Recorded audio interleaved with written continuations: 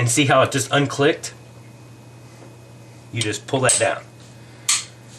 And when you pull that down, all you do is pull the slide back, and then you lift up as you pull back. And then everything slides off the front. So this gun just breaks down into 3 simple parts. There's no anything else to take out. This gun is ready to be cleaned. It already is clean, but that's how I clean it. You have the slide, you got the spring, and then you got your lower receiver. The barrel's made into the lower receiver, just like it is on a Bursa. Anybody that has a Bursa knows what I'm talking about. Also, like some of the Walthers. It's all made into this. All you got to do is just clean it. Another cool thing about this is very, very early polygonal rifling. Very shiny in there. People that don't know anything about this kind of rifling would think this barrel is shot out. It's not. That rifling's true. It's chrome lined.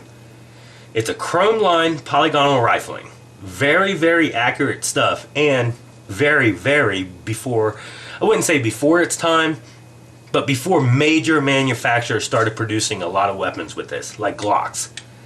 You know, this was well out before a Glock was made. I mean, this design goes back to 1982. And actually, the rifling goes back even further, but that's beside the point. And then basically, you put it back together, it's as simple as it came apart. You got your recoil spring, you put it over the barrel, and then you just take your slide, put it in there, and then this time you're just going to do it in reverse. You pull back and down. Back and down. Now the slide's back on there. Now all you got to do is just lock that in place. Voila.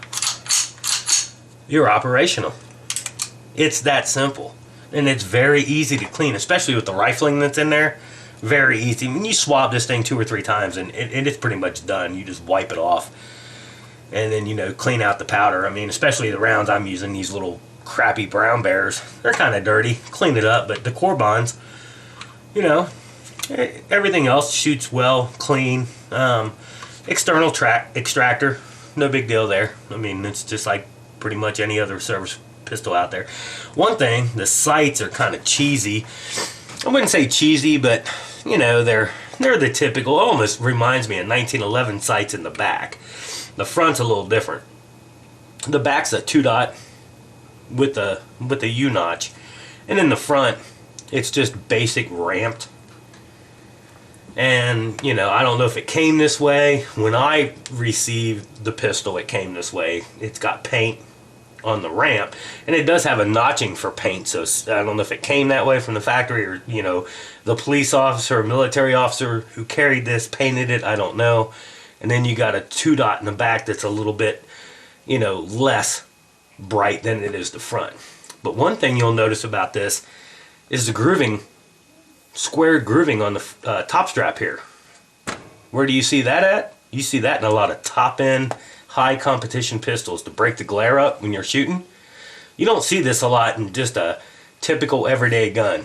Very rarely do you see this in a very, you know, a gun that... I mean, this gun wasn't very expensive. I got it for under 300 bucks. It's awesome. I mean, it's just a very well put together gun. And of course, you know, where it came from, you know, no tool markings, no anything like that. Very cool piece. You know, you can go into the history of it, look it up online. I'm not a big fan of the grips. The grips kind of are cheesy. They're thick is what they are. And if you look down in there, you know, you could trim a lot of that away. You know, you could really get them a little bit more slimline. And it's hard to reach the magazine release because it's blocking your thumb. It wants to keep your thumb up for shooting.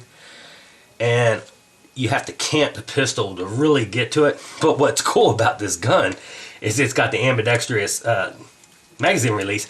And I can do it with my middle finger really easy. So when I shoot this gun, I mean, I'm still going with my thumb because I'm a 1911 guy and my training is going to be where my thumb is. But once I'm shooting this thing for a couple minutes, you know, I'll just sit up there and I'll just do it like that real quick. I mean, I can just bust it out with my middle finger really quick. you know, I'm not going to forget my training, don't get me wrong. I'm still a 1911 guy, and that's the way I train. But when I'm out firing this gun, I do remember that. And I'll shoot, and I can drop real quick.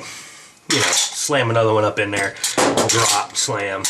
You know, I can do that all day long with my middle finger. It's no big deal.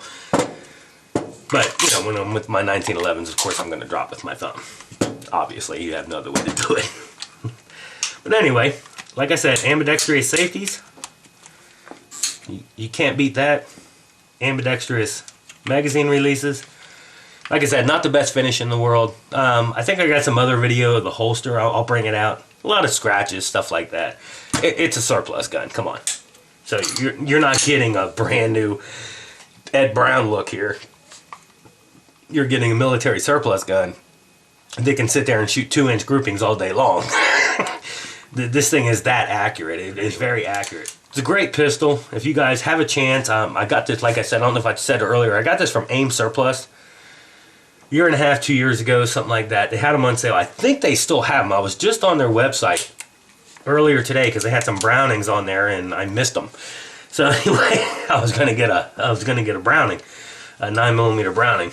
But anyway, this is where I got it. I got it at AIM Surplus. They're awesome people. They're great to deal with, and they have great prices. So if you guys want to check them out, throw a little plug their way.